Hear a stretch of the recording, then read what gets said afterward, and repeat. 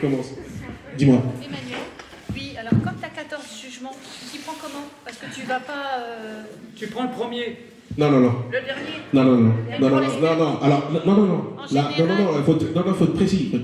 Là, tu es obligé de faire une déclaration d'exclusion de nullité pour chaque jugement. T'as pas le choix. Et tu prends pas les premiers pour faire tomber comme un Alors après, tu fais une sélection. Tu fais une sélection de ceux qui sont les plus importants, on va dire. Ouais. Mais tu es quand même obligé, quand tu veux annuler quelque chose qui t'a vraiment fondamentalement détruit, on va dire, de faire une sélection. Moi, j'en ai eu 57. J'ai fait 40 exclusions de nullité, donc fois 8 destinataires. Au 4 x 8, 32, ça fait 320 recommandés. Ça va coûter 2000 balles. Mais bon, maintenant, quand j'arrive au tribunal de Lyon, je fais fanfare encore. Ouh. C'est moi, coucou, c'est moi. Allez. Moi j'ai une question. Le juge des enfants a décidé le placement de 12 enfants. Le juge des enfants a décidé le placement des 4 derniers le 27 janvier 2023. Donc là, je suis. On attend tous les jours de savoir ce que l'ASE va faire de nos 4 enfants. Ils sont pas encore pris. On a toujours les enfants. Donc il y a une décision. La décision, c'est le placement des 4 derniers. Voilà, bah, tu la fasses annuler, puis c'est tout.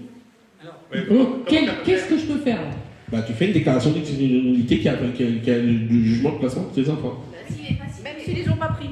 Même s'ils les ont pas pris. Ouais. Voilà, même s'ils les ont pas pris. Faut essayer. C'est une recette qu'il faut essayer en fait. Eh oui. D'accord. Bah, parce que c'est un peu. Comment je peux vous expliquer ça en perspective? Quand j'entends droits fondamentaux, en fait, c'est des droits humains. C'est-à-dire qu'à partir du moment où on ne les respecte pas, en fait, on n'est plus dans une société. On est dans la pleine puissance des magistrats, en fait.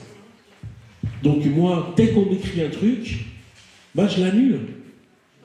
Alors, Ça doit devenir une je règle. vais justement, avec tout ce qui vient d'être dit là, Un réflexe. je vais vous parler, si tu le permets, Je vous en prie. d'amener la complémentarité de ce que je voulais dire hier, avec une méthodologie à mettre en place. Alors écoutez bien, en fonction de ce qu'il a dit, en fonction des attentes d'enfants qui vont être enlevés, le but, c'est de contrer, les mensonges de l'ASE et l'impossibilité à un juge d'exploiter les mensonges des rapports. On est d'accord? C'est bien une stratégie. Et quand je dis les rapports de l'ASE, ça veut dire aussi avec les services qui entourent au sein même de l'ASE. Donc je reviens à la question que j'ai posée tout à l'heure qui était importante. Les fonds, ils sont attachés, ce qui finance l'ASE, par des fonds départementaux. Il y a donc un responsable par le département. Le responsable, lui, si le peuple s'en mêle, s'il décide, on va pouvoir peut-être mettre quelque chose de très très bête, mais quand je dis bête, pour pouvoir contrer les mensonges. Mais c'est quoi le projet qui est très bête? C'est quand on accuse une maman parce qu'elle a des chats, parce qu'elle aime trop son enfant, parce qu'éventuellement ça se passe mal dans la maison, vous n'avez jamais les rapports. Vous ne les avez jamais. On est d'accord. Et ça, c'est une violation. C'est une violation. Alors, autre chose, parce que j'en rajoute. Quand, par exemple, vous déposez plainte. Vous allez déposer plainte parce que, par exemple, on vous a fait, justement, vous trouvez que c'est abusif ou plein de choses. Quand vous déposez plainte, c'est le procureur. Le procureur a l'obligation de vous remettre votre casier judiciaire. Si il ne le fait pas, la plainte, voilà, en gros, toutes les plaintes qu'on a fait contre vous, ça ne tient pas. Ça ne tient pas. Alors, justement, ne peut pas tenir. Je parle vite. mais non, elle veut que tu répètes parce qu'elle n'a pas entendu. Alors, par exemple, quand on dépose plainte contre vous, d'accord? Voilà. Ou quand vous voulez déposer plainte. Et c'est là que c'est schizophrène en France, c'est pour ça que c'est bipolaire. Parce que le procureur, il a à la fois la possibilité de poursuivre ou de ne pas poursuivre. Mais il faut le prendre à contre-pied. C'est-à-dire que quand c'est contre vous, bah là, vous faites annuler la plainte qui est contre vous. Et si c'est pour vous, vous le prenez à contre-pied. En fait, ça s'appelle l'inversion de la charge de la preuve. Comment on fait? Alors, parce que là, je rentre vraiment un petit peu dans la technique juridique. Dans la justice française, on est dans un système inquisitoire. C'est-à-dire que quand vous accusez quelqu'un, la personne elle est censée pouvoir se défendre avec les preuves. Tandis qu'aux États-Unis, ils sont dans un système récusatoire. C'est-à-dire que c'est exactement l'inverse. Et donc en France, il faut faire l'inverse. C'est-à-dire qu'il faut les prendre à un contre-pied. Il faut leur dire, par exemple, quand vous avez un faux, de l'ASE par exemple, un faux, manifestement j'ai un faux magnifique. Hein. Votre fille a été entendue, donc j'appelle l'association pour laquelle elle a été entendue. Ils me disent, on n'a jamais vu votre fille. J'écris au procureur et je lui dis, vous l'avez entendu, monsieur le procureur? Ah ben on ne sait pas, et ben voilà, c'est fini, c'est mort. Voilà. Donc, vous voyez, C'est mort. Justement, on peut amener un élément complémentaire, justement, pour continuer dans cette stratégie-là. Il y a un outil que tout le monde connaît, qui serait capable d'être mis en place, mais à une seule condition. Et là, écoutez bien ce que je vais vous dire, parce que c'est vous qui allez soutenir cette idée-là. D'accord? On dit souvent que la parole s'envole et que les écrits y restent. Ouais. Mais il y a une autre chose qui reste. C'est les vidéos, n'est-ce pas? Ouais. Alors écoutez bien, il existe en France une société qui est importante, avec qui on a contacté, d'ailleurs grâce à mon fils, d'accord? Cette société-là, elle fait ce qu'on appelle de la vidéosurveillance. Et le maire d'une commune, le responsable du département, il va financer la mise en place dans les maisons des gens qu'on accuse, avec des caméras qui vont filmer la relation d'une maman, d'un papa, dans la maison, avec un contrat d'équipement, écoutez bien ce que je vais vous dire, un contrat d'équipement et avec un abonnement vidéo qui va filmer ce qui se passe dans la maison. Mais il faut que ce soit le département qui finance les services sociaux, qui paye les contrats. C'est le maire ou le directeur du département qui prendra sur le budget. Et je vous donne un exemple. Un contrat d'équipement, Thibault, tu as un montant à donner par exemple? 15 000 euros. Non, c'est faux. C'est de la télésurveillance, c'est pas de la... C'est de la télésurveillance avec enregistrement où il y a un mouvement dans la maison. Ouais. C'est-à-dire à partir du moment où on peut prouver qu'une maman, elle aime beaucoup son enfant, c'est une preuve d'amour. C'est pas une preuve d'excès d'amour. D'accord? Quand vous avez 3 petits chats dans une maison, c'est pas de l'hygiène pervertie. C'est 3 petits chats qui sont dans la maison. D'ailleurs, je vous rejoins parce que les gens ne savent pas, mais il y a beaucoup de cafés, de restaurants Qui fait nous? qui ont droit, une fois là, par les douanes, 15 000 euros pour installer ça dans leur établissement. Alors, moi je suis d'accord, mais j'ai la chance d'avoir des contacts avec 2 sociétés qui sont importantes, puisque j'ai contacté une société qui s'appelle Securitas et l'autre qui s'appelle Veritas. Verisure, où là il y a de la surveillance. Et ils sont prêts, écoutez bien, j'ai eu la direction de Paris qui est prêt à mettre un protocole d'entrée, d'agrément, à donner à des institutions pour qu'on prenne sur les budgets des départements qui payent les ASE. C'est-à-dire que les fonds publics qu'une structure départementale dépense pour payer des infrastructures de la sécurité des enfants, eh ben la sécurité va se faire par une société de surveillance.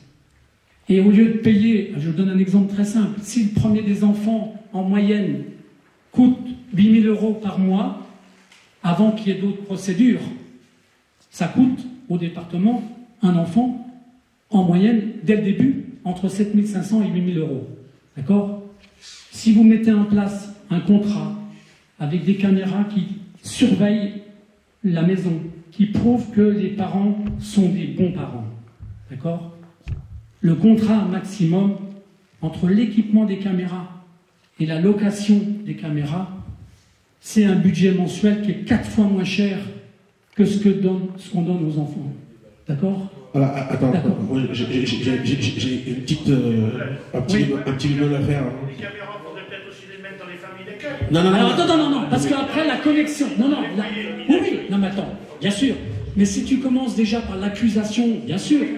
Dans les foyers, il y a déjà des choses qu'il faut faire qui sont différentes. Hein. C'est séparer les petits-enfants par rapport aux grands. Ça devrait être déjà interdit. On ne doit pas mélanger les âges des enfants dans des foyers. Mais ça, c'est une mesure à prendre. En plus, ma fille dans une famille d'accueil, il n'y a que des hommes.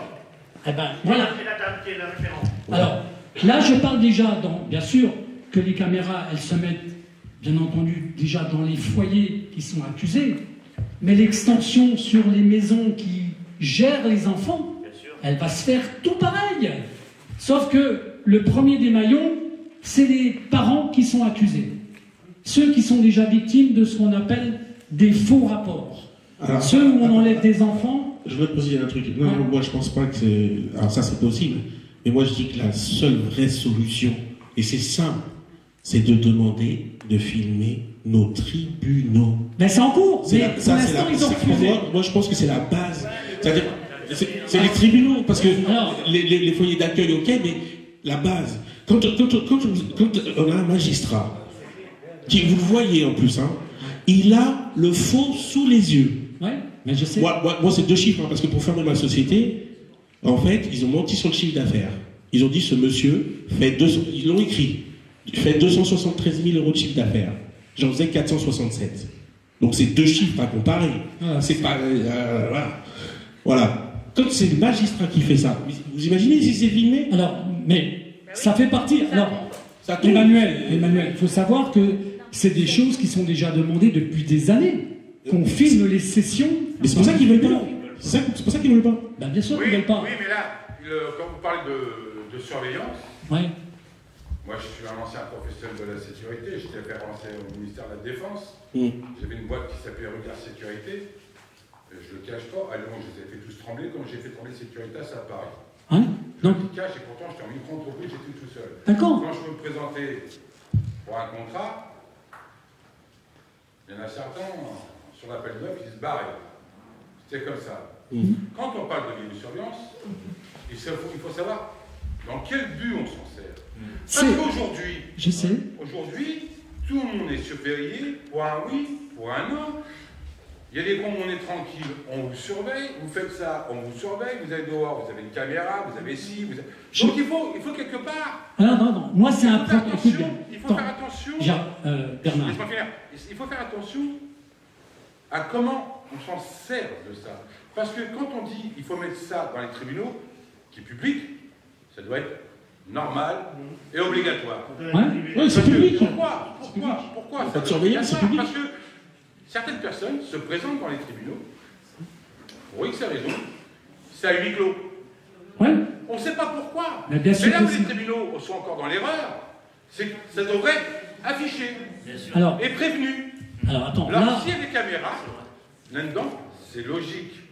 Mais de dire que placer des vidéos dans les familles, ce qui est une très bonne chose. Mais ça va se faire. Il faut que ça soit très. Ça va se faire. Je les ai eu au téléphone, j'ai eu la direction générale qui va me faire un protocole que je mettrai à disposition de tous les services qui l'imposeront. D'accord? Avec un protocole très simple, avec un certain nombre de caméras, avec des pièces particulières. On ne mettra jamais de caméra dans une chambre. Ça paraît évident. Mais par contre, dans la cuisine, dans le salon, dans le petit séjour, les caméras se mettront en route dès que les parents seront avec les enfants. Dès qu'il y aura un mouvement. Je me répète, je suis un professionnel de la sécurité. Une caméra aujourd'hui, elle a la grosseur d'une tête d'épingle. Je sais. D'une tête d'épingle à coudre. Oui, je sais. Vous imaginez ce qu'ils peuvent faire chez les gens?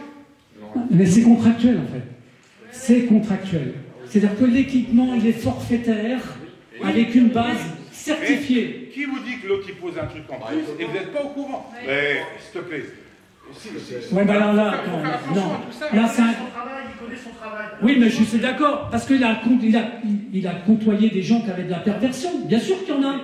D'accord? Non, non seulement. C'est pour ça qu'il faut que ça soit public. Quand je dis que c'est public, n'importe qui peut changer. Je peux parler de pas mal de branches de la sécurité. Et en fait, quand j'étais référencé au ministère de la Défense, mes acquis dans les branches, maître chien, garde du corps, tout, c'était infime, 1% de ce que j'ai appris quand j'étais référencé au ministère de la Défense. C'est-à-dire quoi? parce que j'ai eu certaines personnes que je connaissais qui étaient droits en l'époque, que je salue entre parenthèses. Quand vous travaillez, vous êtes référencé au ministère de la Défense, c'est un autre sujet. On vous convoque pour l'armement, pour les ventes d'armes. Plein de choses comme ça. Vous voyez que la sécurité, quand on parle de sécurité, il faut faire très attention. Mais je sais, mais... Il y a des gens qui posent des questions. Sandrine, vous voulez poser une question, Sandrine? Vas-y.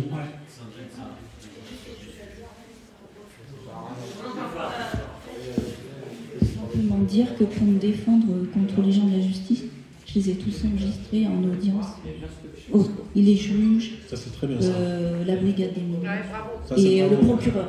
Ouais, ça, c'est super. Alors, il faut savoir que les enregistrements, on a le droit de les utiliser, mais il y a quelque chose à payer. Il faut payer pour pouvoir en faire usage. Christophe, je vais prendre le micro. Ouais. Alors 2 minutes, je vais clarifier un peu une certaine chose. Il est où Bernard? Voilà. Donc je comprends tout à fait ton point de vue, etc. Sauf que moi, donc, bon, à la base, je suis dessinateur technique. J'ai travaillé à la ZEL Grand Projet Immobilier, donc en électricité. Donc j'ai fait certains grands projets, dont l'aéroport d'Orly, la nouvelle jonction qui sont encore en train de construire actuellement. Je ne sais pas où ils en sont en projet, mais je m'en fous. Les caméras sur les plans. Parce qu'on dessine les caméras, on dessine tout ce qui est chemin de câble, etc. On a toutes les déclarations, tous les papiers. On est obligé de déclarer où est-ce qu'on met une caméra, dans l'angle où on met la caméra. S'il y a une inspection sur un chantier, etc., ils niquent tout le bazar. D'accord? Et ça fait de la perte dans une entreprise. Donc ils ne peuvent pas se permettre de faire ça à n'importe où ou quoi que ce soit. Et plus le protocole. Donc ils vont être encore plus emmerdés. C'est exactement ça. Ah, c'est pour ça que j'ai précisé tout à l'heure. Ouais. Mais tu fais très bien préciser. Et moi, je te donne des arguments Mais- supplémentaires. Alors, Il y a plusieurs domaines. je sais, mais moi, pour l'instant... La pour- sécurité, Voilà. T'as des protocoles à respecter, t'as l'inspection. Non mais là, je suis d'accord Bernard, mais là, nous on a un projet avec cette société-là qui est précise, avec un cadre qui sera respecté et avec une particularité. C'est que les enregistrements, non seulement la personne qui est chez elle, elle aura une sauvegarde, mais elle sera sauvegardée par un organisme de contrôle pour pas qu'on trafique les vidéos. Merci. Donc ça veut dire quoi? Que le doublon sera sécurisé par un service juridique. D'accord? Et en cas de contestation, on fait le rapprochement des 2 enregistrements. Et chaque fois que l'enregistrement sera fait, il y aura la chronologie du timing dessus. On est d'accord. Quand je vous parle de la sécurité privée, il y a quelques boîtes en France qui sont référencées comme ça. Ils dépendent de qui? Ils dépendent du CNAPS. Et le CNAPS, qui gère ça? Les juges. Non, mais là... Les juges. Ouais, mais moi, ce qui m'intéresse... Après, je ne suis pas là pour contredire. Non, mais moi, ce qui m'intéresse, c'est le contenu qui est saisi. Faites D'accord? attention, parce qu'on rentre dans un monde où on est de plus en plus surveillé. Oui, mais je sais. Il faut d'un côté détruire un peu, parce qu'on est toujours espionné, si on n'est plus en surveillance après. D'accord. On est dans l'espionnage. Non, là, Et, nous... et la partie, elle est très fine. Non, mais attends, moi... Si je peux m'exprimer. Non, mais attends, moi pour l'instant, je suis très clair dans ce que j'ai expliqué, d'accord? Ça touche des foyers, papa, maman, d'accord? Qu'on accuse. Et que ça, le reste, je m'en fous. Ce que je veux que ça, et que juridiquement, ça soit un protocole avec des agréments incontestables. Mais c'est comme aujourd'hui, quand nous Non, on parle des non, lois, non, on non, parle non. de machin, que ça soit respect de machin. Ouais, des choses- Il y a Non, des non, choses- non, non, non, non, non, non, non, ne mélange pas tout, s'il te plaît, ne mélange pas tout. Ouais, mais moi, je suis prudent maintenant. Bon, alors, est-ce que vous avez compris? Est-ce que vous avez compris? Ou pas? Parce que je vous laisse. Est-ce que vous avez encore des questions par rapport à ce que je vous ai expliqué un petit peu ou pas? Bien, Est-ce que- deux, trois questions et après. Une question à poser. Vas-y. Dans les tribunaux, on ne doit pas filmer et on ne doit pas mettre la tête du juge également. Oui, On me l'interdit plus d'une fois. Alors. oui, oui. Il y a une loi de la... Bien sûr. Non, non, mais ça c'est supprimé. Mais moi, je pense qu'ils refusent de filmer les tribunaux parce que justement, il y a plein de malversations qui se font du matin Bien au soir. sûr, mais bien C'est sûr. uniquement ça. Hein. Oui, c'est... Alors, Je veux simplement dire que heureusement que j'avais fait quand même un film et les enregistrements parce que ça m'a sauvé la vie, parce que sinon je serais en prison. J'ai pu les faire traduire auprès d'un huissier comme la vidéo en 2021 et ça m'a sauvé la vie. Avec Ah oui, alors, elle en a fait usage, Ouais. d'accord? Ça veut dire que si dans les maisons, on sauvegarde les papas et les mamans des accusations mensongères, on aura le droit d'en faire usage. Et pour l'instant, ce que je veux, et ce que je dis, ce que je précise, c'est que le financement se fera par les frais du département, par les enveloppes budgétaires qui sont destinées aux services sociaux. Oui. Ouais. Juste une petite précision, parce que j'arrête là. Si vous voulez pouvoir échanger avec notre cher Emmanuel Macron, ma question est... Vous pouvez taper sur YouTube Emmanuel Décoré et vous verrez pendant 7 minutes échanger avec ce guignol. Excuse-moi. Ma question est, si un enfant il est en pleine santé et qu'à un moment donné il tombe malade. On répète. Si un enfant il est en pleine santé et à un moment donné il tombe malade, sans aucune excuse valable dans son foyer, dans le foyer où il est mis. Pour qu'il soit dans un foyer, il faut qu'il ait une décision. Donc, Une décision. En fait, je parle au nom d'une maman qui ne veut pas se dévoiler. Donc, je pose la question ici. Si un enfant n'est pas malade, auparavant, et que maintenant, il est malade, de matin au soir, dans le foyer où il est mis, donc, à l'écart de sa famille biologique. Alors, non, justement, c'est ce que je te réponds, c'est que si cet enfant a été placé, il y a une décision. Oui. attends, je vais compléter ce qu'elle a dit. En fait, c'est très simple. Si l'enfant, il n'était pas malade, tu es en train de nous expliquer une chose très simple. C'est le fait de l'avoir enlevé que ça le rend malade. Tout à fait, oui. C'est donc l'enlèvement de l'enfant qui le rend malade. Et pourquoi ils font tout pour les rendre malades?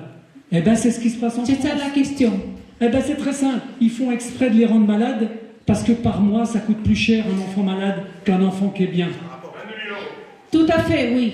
C'est ça la réponse. Mais c'est mécanique. Et en France, il y a une institution où il y a un type de protocole, même un accord, je ne sais plus comment ça s'appelle, la CPDH ou je ne sais plus quoi, un truc comme ça. Hein? La MDPH. La MDPH. Ça leur permet d'avoir plus d'argent par mois. Hein? Oui, tout à fait, oui. Je suis d'accord avec vous. Sauf que moi... avoir les coordonnées. Ah ben, non seulement ça, mais si on réfléchit bien, il y a une chose qui serait importante. Comme c'est l'enlèvement abusif qui rend l'enfant malade, la responsabilité appartiendrait à ceux qui les ont fait enlever. Et il est important de les attaquer en responsabilité. Merci Tant beaucoup. qu'on ne fait pas ça, on ne fera pas avancer la chose. Mais comment... Juste rajouter. Excuse-moi. Une fois qu'ils ont fait. Excuse-moi. Encore une question. Encore une question par rapport à cette mère isolée, par rapport à cette mère qui n'ose pas se dévoiler par peur, par timidité. Comment il faut dénoncer tout ça? Parce qu'on est on a peur de la justice. C'est pas ça. Bien sûr, je peux comprendre que des gens ont peur. Mais la peur, elle est faite justement pour que les gens y parlent pas. Tout à fait, oui. C'est volontaire. Oui. Qu'est-ce que vous croyez qu'ils font avec... Qu'est-ce qu'ils ont fait avec le Covid, à part faire peur à tout le monde? Tout à fait. Faire peur aux gens, ça leur permet d'imposer le silence. Ça leur permet d'imposer le silence. Oui. C'est simplement ça.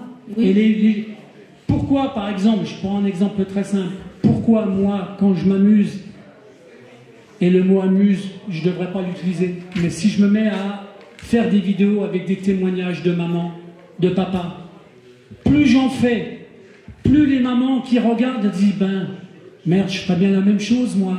Pourquoi je me retiens? Elle se retient parce qu'elle a encore peur.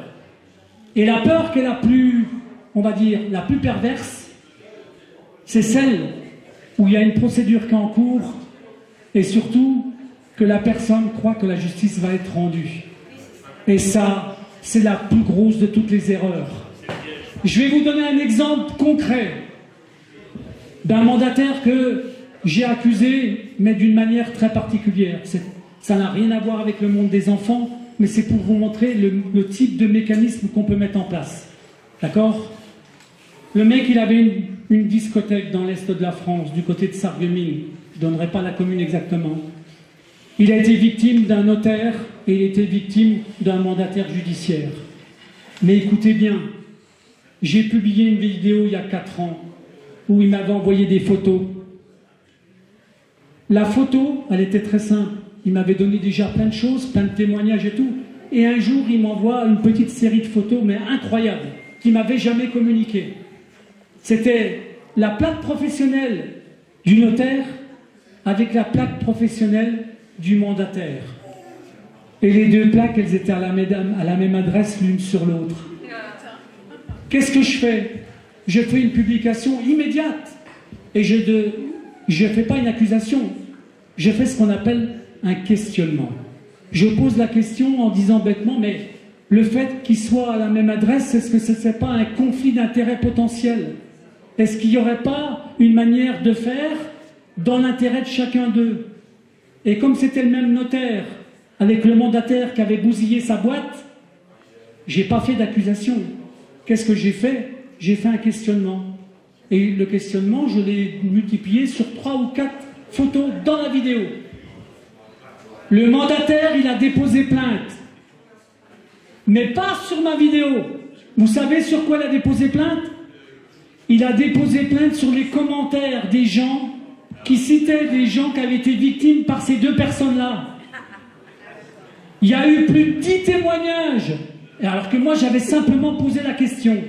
D'accord? Au jour d'aujourd'hui, il y a une procédure qui est ouverte à l'encontre du mandataire judiciaire par le parquet de Strasbourg. Voilà, c'est ce que je voulais dire. Ce qui prouve que de temps en temps, quand on n'a pas peur de le faire, quand on a envie de le diffuser, ça peut contrarier la justice. Sérieusement. Alors ma question, et je voudrais une réponse à cette maman qui n'ose pas parler. Pour certaines circonstances de la vie, qui n'ose pas s'adresser, à poser elle-même la question. Qu'est-ce que vous pouvez répondre à cette maman, à cette famille qui n'ose pas dénoncer? Parce qu'on est beaucoup de familles qui n'osent pas dénoncer, par peur, par crainte. C'est exactement le but de ce genre de rendez-vous. Oui. Ce but-là, c'est que ces mamans qui ont peur finissent par voir plein de témoignages de gens qui n'ont pas peur. Qui n'ont plus peur. Qui finissent par dénoncer ce qui leur arrive. Oui. Et petit à petit, les gens qui ont peur finiront par plus avoir peur. C'est la seule finalité. Alors après, il y aura bien sûr un combat juridique qu'elle va essayer de mettre en place. Mais tant qu'elle n'accuse pas, tant qu'elle ne dévoile pas... Je donne un autre exemple, comme je l'ai dit hier, pour que les gens, je le rappelle.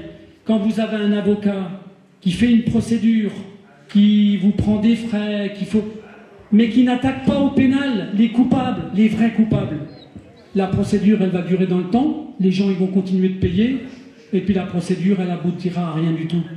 Oui. Alors que quand il y a des infractions qui sont commises à l'origine, dans les mensonges, il faut attaquer au pénal les menteurs, et tant qu'on ne le fait pas, les choses, elles n'avanceront pas. Exactement. Exactement. C'est pour ça que je dis à toutes les victimes de ne pas se taire.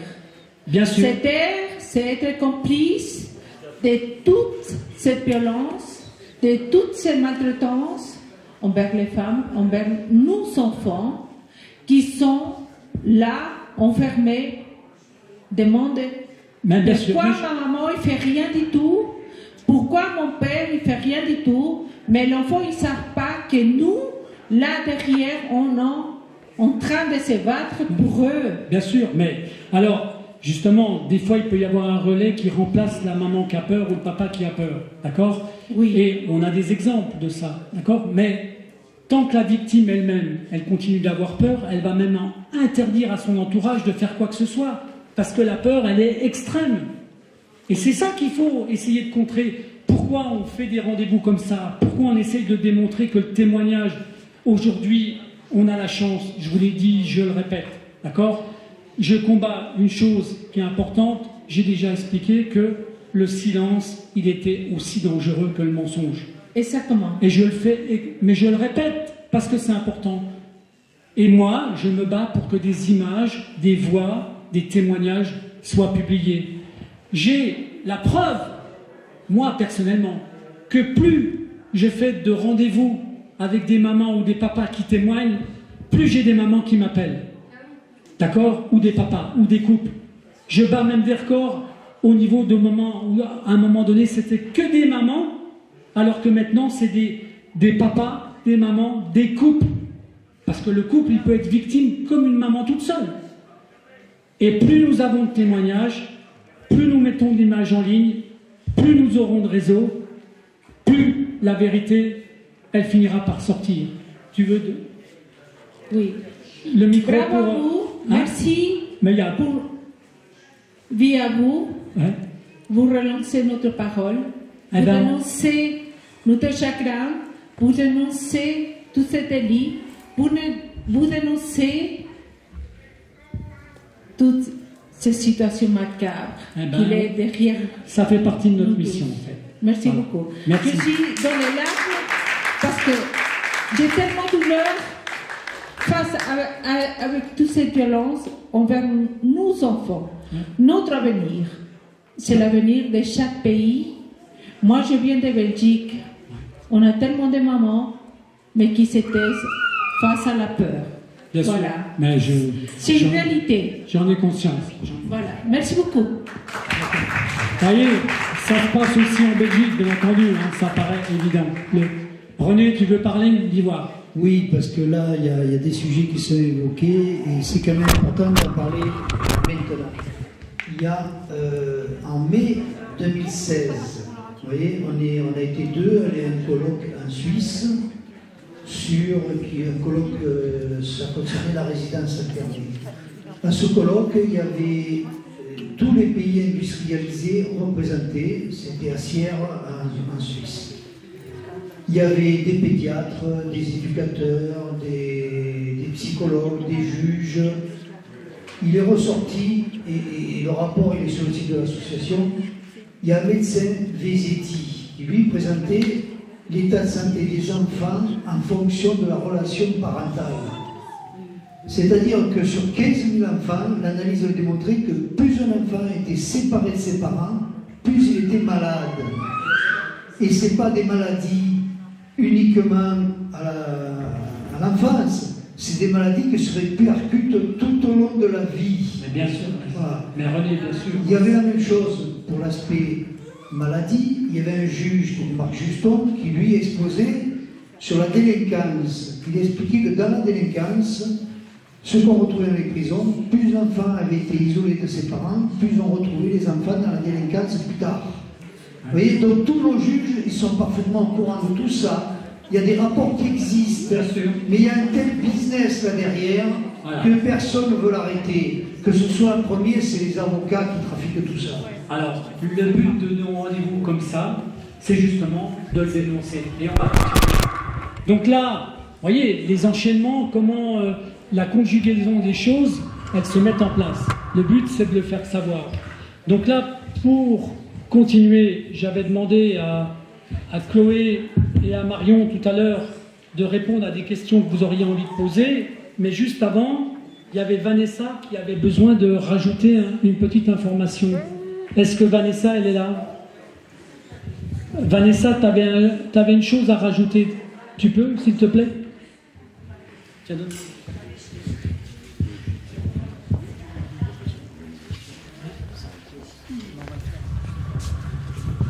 Merci Christophe. C'était pour faire suite aux déclarations tout à l'heure. C'était par rapport à la vaccination du Covid. Les enfants ont été massivement vaccinés du Covid dans les foyers et familles d'accueil. Et le président du conseil départemental avait normalement l'obligation, alors il pouvait faire vacciner les enfants, mais au préalable, il fallait faire une demande auprès d'un des deux parents. Et alors ça serait à vérifier, mais de ce que j'en ai aperçu, la plupart du temps, les parents n'ont pas eu cette demande. On est d'accord? Oui, bien sûr. Voilà. C'est aussi ce que moi j'ai constaté, et donc sur mon poste, je savais parfaitement, donc le secret médical était violé. Je recevais quotidiennement des mails en copie, avec l'ARS, etc., où je savais quel éducateur était vacciné ou pas, et aussi tous les enfants. Mais je me suis rendu compte en discutant avec des éducateurs suivi de placement qui sont normalement censés faire l'interface entre les familles et le juge, que c'est assez inquiétant. J'ai posé la question, parmi les enfants que tu accompagnes, que tu suis, sont-ils vaccinés du Covid? Je ne sais pas. Je dis, comment ça tu ne sais pas? C'est parce que tu es censé avoir envoyé une demande aux parents d'autorisation. Ben non, j'ai jamais fait ça. Et moi, de mon côté, j'étais responsable des établissements, et quand on était en comité de pilotage, je savais parfaitement qui était vacciné ou pas dans les foyers. Et je sais aussi que des directeurs ont parfois forcé les enfants qui étaient contre. Voilà. Et donc, je pense qu'il y a peut-être une action aussi à mener par rapport à ça. Et je pense qu'il ne faut pas laisser passer ça. Moi, de mon côté, j'ai fait des sauvegardes de tout. Et je peux constituer des dossiers. Et on peut, pourquoi pas, faire une action collective et faire remonter tout cela. Tous les parents qui n'ont pas eu de copie, de demande, en tout cas d'autorisation de vaccination, et tenter en tout cas de faire condamner ça, parce que c'est pas normal. Sachant tous les effets indésirables et les dommages. Merci Vanessa. Tu as fini, mais tu devras t'asseoir là, parce que je vais faire revenir après. Tu te rends... Elle a peur hein, quand même, parce qu'elle dit des choses qui sont importantes. Mais donc...